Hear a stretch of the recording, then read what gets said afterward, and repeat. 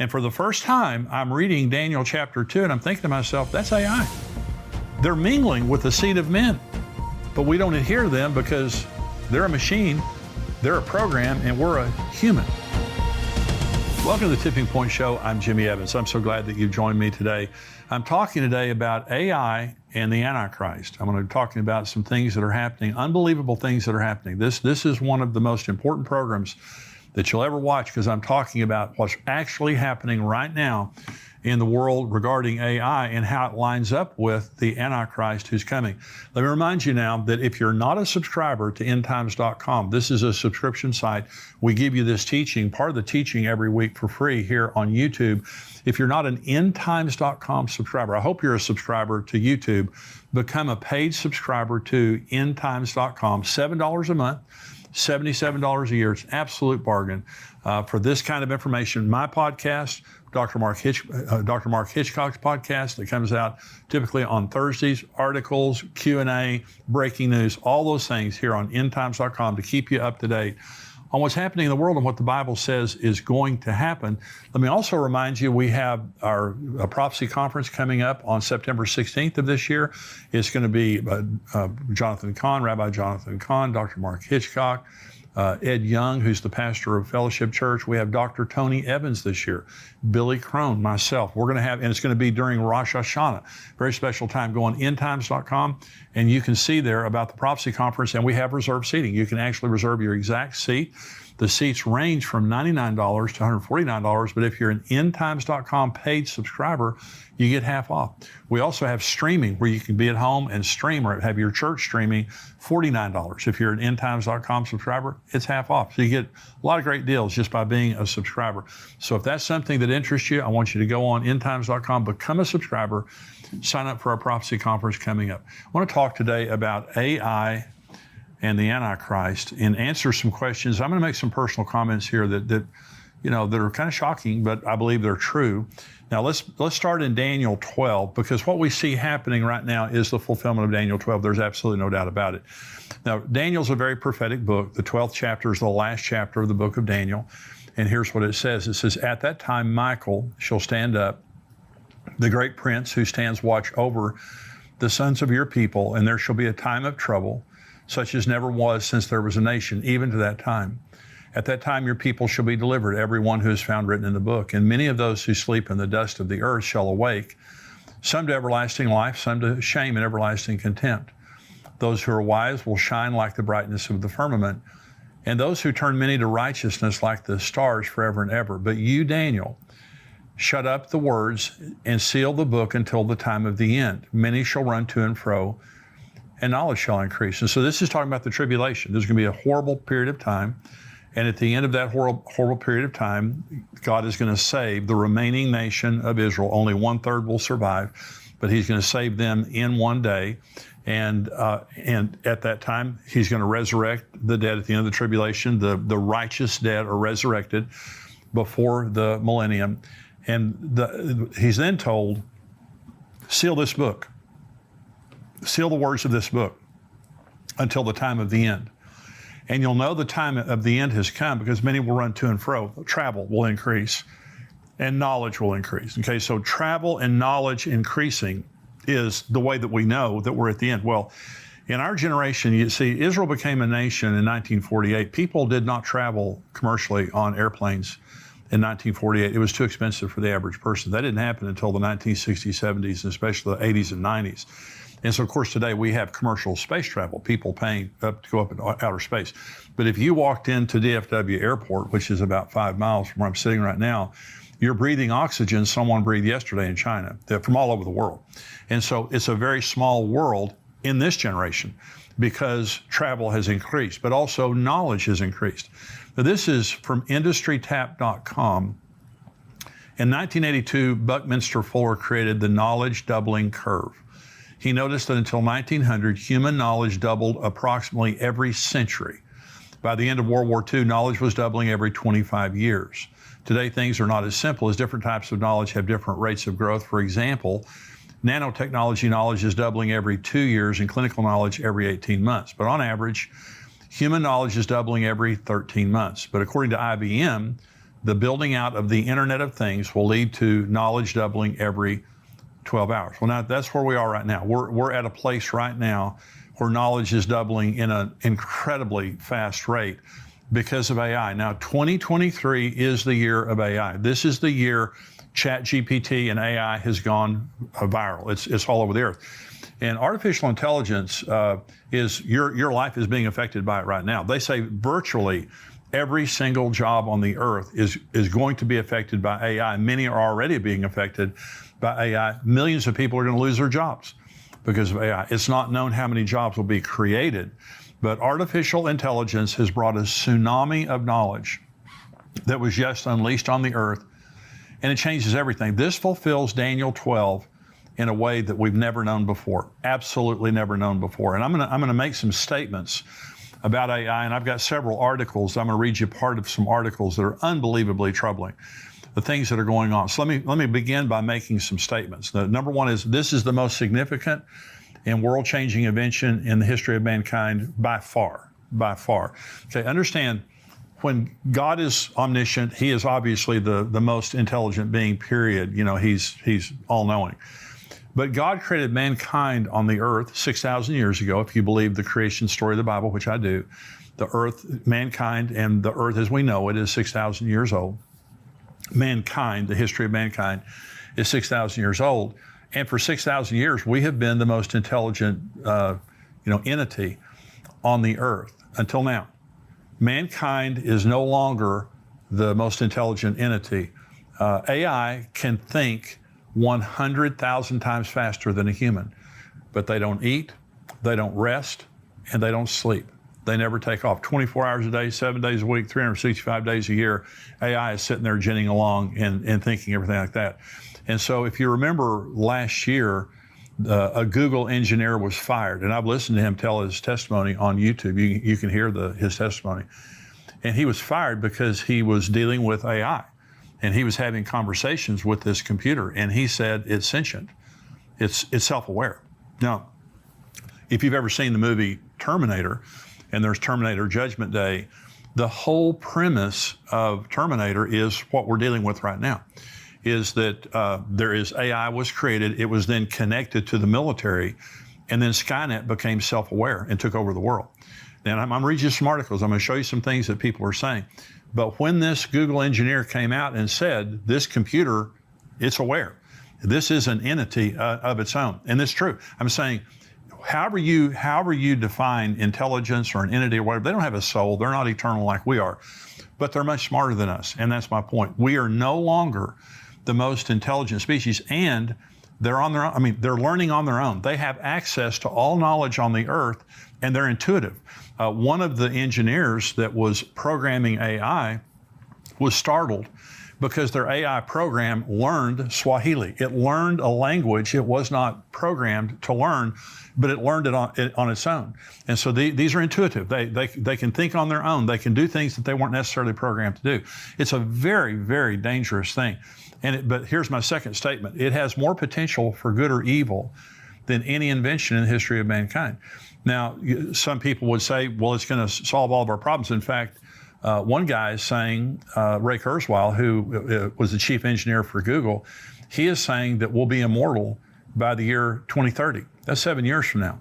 And AI, they're going to use it in medicine. And, I'm about to turn 70 years old. I'm kind of hoping he's right, but because Jesus is coming. But he is saying within 7 years, we'll be able to cure all of our diseases and basically be immortal. There's some unbelievable drugs being created right now that claim that they stop aging. Matthew 24:22, Jesus said, unless those days were shortened, no flesh would be saved. But for the elect's sake, those days will be shortened. Now, for the first time, I'm reading that in light of AI. When I've read that in the past, I've always thought, well, the nuclear war or something like that, some man's going to destroy himself, and Jesus stops it. And that may be true. But for the first time ever, Stephen Hawking, the brilliant astrophysicist who died, before he died, he said AI will be the end of mankind. Unless it's highly regulated, it will be the end of mankind. And other very intelligent people have said exactly the same thing, because this has more potential for evil than any invention in the history of mankind. Here's my third statement. It was invented for the purpose of creating our own God. Now, I'm going to read you some comments from Elon Musk here in just a minute. He did an interview with Tucker Carlson that many of you might have heard. Let's go back to Genesis 11 for just a minute. Because in Genesis 11, God shows up at the Tower of Babylon, and a man named Nimrod led a group of people against God in rebellion. And it says they were going to make a name for themselves, okay? Build this tower up into the heavens and become their own God. And God came down. Remember, this is where he confused their languages. And here's what God said, chilling statement by God. He said, because they have become of one mind, nothing will be impossible for them. That's a pretty amazing statement that God made. If I don't confuse this thing and break it up, nothing will be impossible for them. Well, here's an interesting thing. Is that AI speaks every language. God came to Babylon where they tried to create their own God here and confuse their language. Now we have created a digital God, and I'll show you the statements here in just a minute, that we're creating a digital God that solves that problem. We erases the curse of Genesis 11 over here. And I'm telling you, we are revisiting the Tower of Babel. Well, God has three attributes, and this is the vision for AI. By the way, 3/4 of the world's AI computers are controlled by Google, and that should concern you. 3/4 of the world's AI talent is controlled by Google, a lot of it also by Microsoft. That should concern you. And the vision, remember the three attributes of God are omniscience, omnipotence, and omnipresence. That's the vision, is make it all-knowing, all-powerful, and all present. And so it can just do anything. And so again, I'm going to read you some stuff here in just a minute. So let me talk about Elon Musk for just a minute. Elon Musk was best friends with Larry Page for many years. You know who Elon Musk is? Larry Page was the co-founder of Google. And so he obviously, he has a tremendous vision for AI. Well, Elon Musk used to stay with Larry Page at his home, and they were great friends. Well, their friendship ended. Larry Page will no longer talk to Elon Musk, and here's what Elon Musk said, and I'm quoting now, this is what he said to Tucker Carlson. He wanted to create a digital superintelligence, basically a digital God. He's talking about Larry Page, Musk said. The Tesla CEO said it was the last straw when Page called him a speciesist for wanting to implement safeguards to protect humanity from AI. Now, Elon Musk is creating his own AI platform. I think it's called Truth GPT. And he said that remember, AI is being programmed by fallen men and by Google specifically. Now remember, Google suppresses information and creates misinformation. I mean, they're famous for it.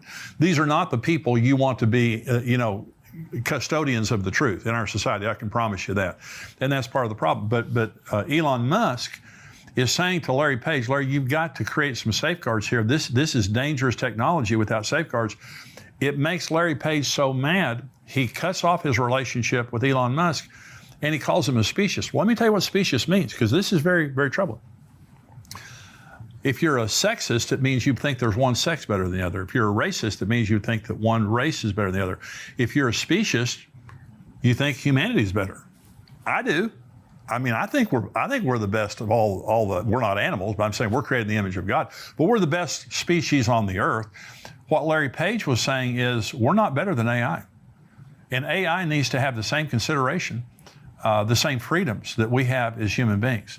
Now, think about that mindset controlling the development of AI, because it is, and you'll hear Google people and different people out there saying, "Oh yeah, we want the government to come in and do whatever." Well, when it happens, I want to see what they're saying, because all along they have been thumbing their nose. Well, and I'm going to read you again an article here in just a minute talking about the godfather of AI. He just quit Google, and I'm going to tell you what he said. Okay, so we're creating our own God. This is part of the purpose of this. And again, Ray Kurzweil, who was a former, I think he was the former chief engineer for Google, he said by 2045 there will be singularity. Now, singularity means that we're going to integrate technology with the human race, and by 2045 they will be seamless. there will be a seamless integration of this. Ray Kurzweil also said by 2030, humans will be hybrids. And we will begin to implement technology within our bodies. Okay, so let me make another couple of statements, and I'm going to start answering some questions. Number 4 is AI is announcing the presence of the Antichrist on the world stage. I believe he's here. I've thought he was here for a long time. There's no doubt in my mind right now. And so I believe that the AI 2023 is a significant year because of AI, but I believe now that the Antichrist is present. So let me answer some questions about the Antichrist related to AI. Number 1, is AI the Antichrist? That's a big question. Some people believe the Antichrist could be AI, okay, but he's not. Okay, so the Antichrist has 33, by the way, Antichrist is only a term that was used by the Apostle John. It's really not used that much in the Bible, but it's very descriptive, so we kind of use that all around. The Antichrist has 33 titles in the Old Testament and 13 in the New Testament. He has 46 different titles in the Bible. We know a lot about this guy. Okay, so this is not just an esoteric thing. It's something that we know a lot about. 2 Thessalonians chapter 2, here's what the Apostle Paul says about the Antichrist. Let no one deceive you by any means, for that day will not come unless the falling away comes first, and the man of sin is revealed. There it is right there. He's a man.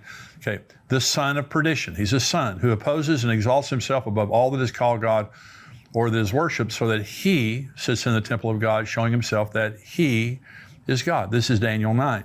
Then this is the Antichrist. Then he shall confirm a covenant with many for 1 week, but in the middle of the week, he shall bring an end to sacrifice and offering. This is Revelation 13. And he was given a mouth speaking great things and blasphemies, and he was given authority to continue for 42 months. Then he opened his mouth in blasphemy against God to blaspheme his name, his tabernacle, and those who dwell in heaven. It was granted to him to make war with the saints and overcome them, and authority was given him over every tribe, tongue, and nation. So the Antichrist is a man. The Antichrist is not AI. But here's my second question. Could the Antichrist be empowered by AI? Yes, absolutely. He could be empowered by AI. So again, transhumanism, DARPA, is the Advanced Research Department of the Pentagon. And for a decade or more, they have been working on transhumanism. Now, so has China, so has Russia. Their specific task is to make transhuman soldiers that can see through walls, don't need sleep, don't need much rest, can heal supernaturally, supernaturally strong, supernaturally fast, so on and so forth. And so they're trying to create this technology so that they can integrate it into soldiers so we can have super soldiers, okay? And that's been out there for a long time. Well, imagine for just a minute that the Antichrist is integrated with some of this technology. Let me become even more specific. Elon Musk has developed Neuralink. Now, Neuralink used to be the only thing out there, but now there are several major companies, one in Australia. Now, Neuralink is a chip that they put in your brain, and you may have seen the monkey that Elon Musk put a chip in this monkey's brain, and it was playing ping pong using its brain. Okay, so in Elon Musk, his intentions, his stated intentions are noble in this sense. He said, I want to help people with Parkinson's, people with Alzheimer's, people with brain disorders to be able to be healed. Well, great. I'm for all for technology that helps the human race and helps people. I think that's great.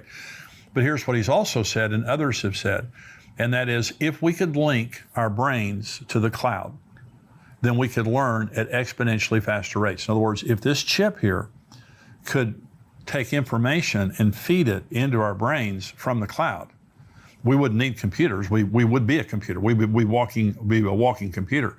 And he has suggested, others have suggested, if our children could be chipped, then they could learn at exponentially higher rates. And at some point, if your child wasn't chipped, they would be considered subhuman, and they wouldn't be able to educate them. But imagine just a minute that the Antichrist is chipped. Imagine just a minute, because we know he's going to be a brilliant orator. We know he's going to be a brilliant strategist and diplomat. What if he can just seamlessly pull up the answer to any question? What if he could seamlessly pull up any language and speak any language? Maybe he's going to be one of the first that's going to use technology. That's possible. But let me go to my next question, and this is the big one. Will the Antichrist use artificial intelligence to deceive and control the world? Absolutely. This is the big point. Okay, so is the Antichrist AI? No. Will the Antichrist use AI to do what he does? Maybe. But he will deceive the world through AI. He will use AI to deceive the world. Again, the big tech is engineering AI. Okay, so, and they're notorious for this. By the way, when AI doesn't know an answer, it hallucinates. It's unbelievable. Now, this is a problem with all AI. It has the same problem. So you ask it a question assuming that you're going to get the right answer, that you're going to get a truthful answer. Okay, well, and it may be. They use an example of this, that they asked AI a question and it answered it, and part of the answer was correct, but then AI said, and you can read these 5 books that will tell you more about this subject. All 5 of those books were make-believe. They weren't real books. It was unbelievable, though. It was so unbelievably believable. And listen, this takes about a second. In a second or 2 or 3, when you ask AI a question, it's instant. You can say, and I've got some friends doing this right now, letting AI write for them, and it says, okay, I want you to write an article, or I want you to write a chapter, and these are your parameters. Boom. In a few seconds, it pops it out. It's unbelievable how good it is. It's unbelievable. And so, but it hallucinates. In other words, it will lie. So Elon Musk was being interviewed by Tucker Carlson, and he kept referring to the dangers of AI, the dangers of AI. So finally, Tucker stopped him and said, be specific. What is it that worries you the most about AI? And he said, misinformation. He said, as it learns to write and communicate and be persuasive, it could be writing social media posts, and he said, we wouldn't know it. It would be able to write social media posts and cover it up, and we wouldn't know who it is. But it could basically deceive the world. It could mass disinformation. Then I think it was the founder of ChatGPT. I was listening to an interview that he gave, and they asked him, what worries you the most about AI? And he said, mass disinformation. Same thing. And by the way, when you hear these so-called experts being interviewed, they admit they don't know. There's a lot of things about this they don't know. Well, there was a reporter for the New York Times, and he was talking to AI. He had, I think it was like an hour or 2 long conversation with AI, just trying to see, what does this thing do? Well, he was so bothered by the conversation, he couldn't sleep that night. And in the conversation, the AI tried to convince him that he didn't love his wife, but he was actually in love with the AI. And let me make another prediction. Now, if Jesus tarries, there are going to be robots, like now the sex dolls and things like that they're making. People will be marrying these things within a few years. Within 5 to 7 years, you're going to see unbelievably, because all technology is about to go into a new reformation. AI is going to change everything. But what you're going to see is unbelievably sophisticated robots that you can program the personality. You can program them to do anything that you want them to do, and you don't get any lip anymore from your husband. You don't get any lip anymore from your wife. You don't have to put up with any attitudes or anything like that. You've got this servant of yours that's smarter than all get out, looks any way you want him to look, and acts exactly the way you want him to act. And trust me, people will be going in droves to that. And so what you have right now is AI will give those it serves the ability to deceive and control the world in ways we've never known before, period. It's happening right now. It's the major concern of the people that know about AI. And that's why I believe the presence of the AI is announcing the arrival of the Antichrist. It will be a major tool in ushering in his reign of terror. Listen to 2 Thessalonians chapter 2. The coming of the lawless one is according to the working of Satan with all power, signs and lying wonders, and with all unrighteous deception among those who perish, because they did not receive the love of the truth so as to be saved. Now, so there's the one scripture in Matthew 24 that I told you about, that and it says that unless those days had been shortened, no flesh would have survived. And for the first time, I'm reading that in light of AI. Well, there's another scripture I'm reading in light of AI that I've read many times. It's kind of a troubling scripture that a lot of people don't understand. In Daniel chapter 2, Nebuchadnezzar had a vision of this statue, of beginning with the head of gold, which was him. And it ended with the toes. This is the Antichrist kingdom, the last kingdom on earth. the toes, 10 toes, which are the 10 kingdoms of the Antichrist, 10 kings that will rule with him for 1 hour, for just a short period of time. But it's these 10 toes, and it says they were clay and iron mixed together. And this is the verse that I read that I began to see in a different way. And it says, and they will mingle with the seed of men, but they will not adhere any more than clay adheres with iron. They will mingle with the seed of men, but they won't adhere any more than clay adheres to iron. They will mingle. Well, so some people would say, well, Jimmy, hey, there's been supercomputers out there for a long time, you know, and you're getting all worked up over this AI thing. They've been out there for a long time. Mm-hmm. Yeah, you're right. They've been in warehouses and buildings, you know, just ginning and doing all their thinking, all that kind of stuff. You're exactly right. AI is among us, and it's intuitive.